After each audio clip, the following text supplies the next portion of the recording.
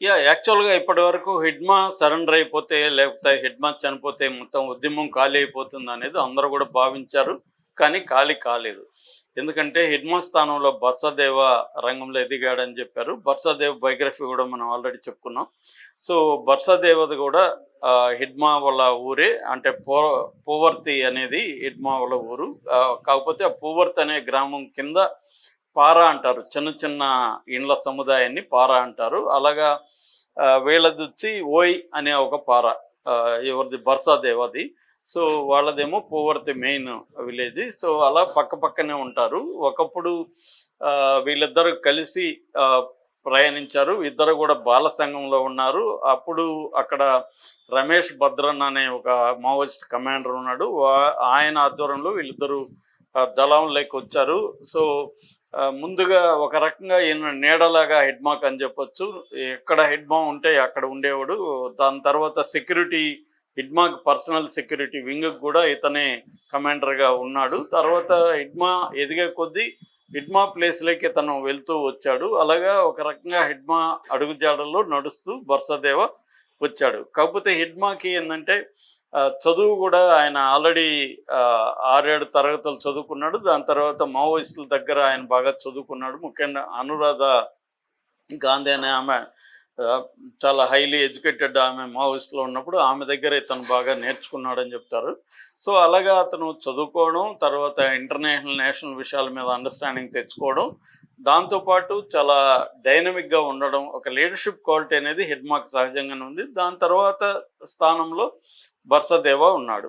So, Hidma చనిపోయిన తర్వాత బర్సాదేవ ఇప్పుడు ఆ ప్లేస్‌లోకి వచ్చాడు. హిడ్మా బయోగ్రఫీలు కూడా మనం చెప్పుకున్నాం 2, 3 సార్లు. సో, హిడ్మా చనిపోయే నాటికి సెంట్రల్ కమిటీ మెంబర్‌గా ఉంటున్నాడు. అట్లాగే డీకేఎస్‌జెడ్‌సీ దండకారణ్య స్పెషల్ జోనల్ కమిటీ మెంబర్‌గా కూడా ఆయన ఉంటున్నాడు. దాని తర్వాత ఆయన దానికి ఇన్ఛార్జ్ కూడా అయ్యాడని చెప్తున్నారు. ఎందుకంటే ఆసన్న బయటకు వచ్చేసినాక ఆ పోస్ట్ ఖాళీ అయింది కాబట్టి. సో, ఇతను 2017 నుంచి కూడా ఎవరు బర్సదేవ ఈ పీఎల్జీ అనేది 2000 సంవత్సరంలో ఏర్పడింది. People's liberation guerrilla army. అంటే మావోయిస్టులకి ఒక స్టాండింగ్ ఆర్మీ అంటారు. మామూలుగా దళం అనేది మొబిలిటీలో ఎక్కువ తిరుగుతుంటది. అది రెగ్యులర్ ఆర్మీ కాదు. రెగ్యులర్ ఆర్మీ లాగా ఒకటి ఏర్పాటు చేయాలని పీపుల్స్ లిబరేషన్ గెరిల్లా ఆర్మీ అనేది చైనా మోడల్‌లో వీళ్ళు తయారు చేశారు. అది ప్లాటూను, కంపెనీ అండ్ బెటాలియన్ ఇలా ఒక డివిజన్స్‌గా ఉంటది. బెటాలియన్ అనేది పెద్ద విభాగం. అటువంటి బెటాలియన్ నంబర్ 1కి కమాండర్‌గా హిడ్మా ఉన్నాడు. ఆయన స్థానంలోకి 2017లో బర్సాదేవ వచ్చాడు. సో, అప్పటి నుంచి కూడా ఆ పెద్ద బెటాలియన్‌ని బర్సాదేవే నడుపుతున్నాడు. బర్సాదేవ కూడా టెరైన్ మీద పట్టుంది. ఎందుకంటే ఆయన ట్రైబలు. చదువుకోకపోయినా ఆయన అనేక భాషలు కూడా తెలుగు, ఇంగ్లీషు, హిందీ, ఒడియా ఇలాగా అనేక భాషలు కూడా ఆయన నేర్చుకున్నాడని చెప్తున్నారు.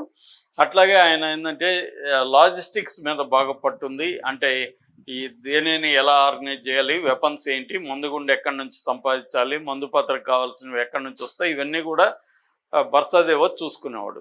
అట్లా బర్సాదేవకు కూడా మొత్తం అక్కడ ట్రైబల్ బెల్ట్ మీద కమాండ్ ఉందన్నమాట. అంటే హిడ్మా లేకపోయినా కూడా బర్సాదేవ నడపగలిగిన ఇది అనుభవంగానే అన్నీ ఉన్నాయి. దాదాపు 30 ఏళ్ల అనుభవం బర్సాదేవకు కూడా ఉంది. దాదాపు అతని వయసు కూడా 45 ఆ ప్రాంతంలో చెప్తున్నారు. సో, మనకి హిడ్మా చనిపోక కొద్ది రోజుల ముందు ఛత్తీస్‌గఢ్ ఉప ముఖ్యమంత్రి ప్లస్ హోంమంత్రి విజయ్ శర్మ పూవర్తి వెళ్ళాడు. వీళ్ళిద్దరు తల్లుల్ని అంటే హిడ్మా తల్లి మాడ్వి పూంజీ అండ్ వీళ్ళ తల్లి బర్సే సింగి, బర్సాదేవ తల్లి బర్సే సింగి వీళ్ళిద్దరిని కూడా ఆయన కలిసి ఇద్దరిని కూడా తమ కొడుకుల్ని వచ్చేయమని పిలిపివ్వమని అడిగారు. ఇద్దరు కూడా ఇటు హిడ్మా తల్లి కూడా కొడుకా బిడ్డ వచ్చేయి, నువ్వు ఉద్యమాన్ని వదిలేసి వచ్చేయి అని ఆమె పిలిపించింది. బర్సదేవ తల్లి కూడా సింగే కూడా పిలిపించింది. అయితే హిడ్మా అనూహ్యంగా చనిపోయాడు. అంటే ఆయన పోలీసులు అయితే చంపేశారు. కానీ ఎలా చంపారు ఏందనే పట్ల రకరకాల అభిప్రాయాలు ఉన్నాయి.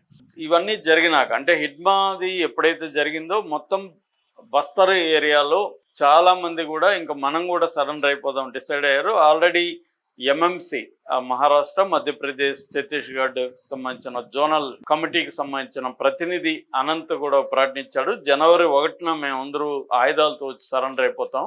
ఈ లోపల మీరు మా మీద అటాక్స్ కానీ ఏమి చేయకండి అనేది కూడా ప్రకటించాడు. ప్రకటించిన రోజే ఆయన ఒక 12 మందితో కలిసి వచ్చి సరెండర్ అయిపోయాడు. ఆ సందర్భంగా ఆయన కూడా మీడియాతో మాట్లాడారు. ఇప్పుడు పోరాడే పరిస్థితులు లేవు, తాత్కాలికంగా విరమించుకుంటున్నాం తప్ప అంతకంటే ఏం కాదు, మేము ప్రజలతోనే ఉంటాం అనేది ఆయనే చెప్పాడు. అంతకుముందు సరెండర్ అయిన మల్లోజుల వేణుగోపాల్ కానీ ఆసన్న కానీ అదే చెప్పారు.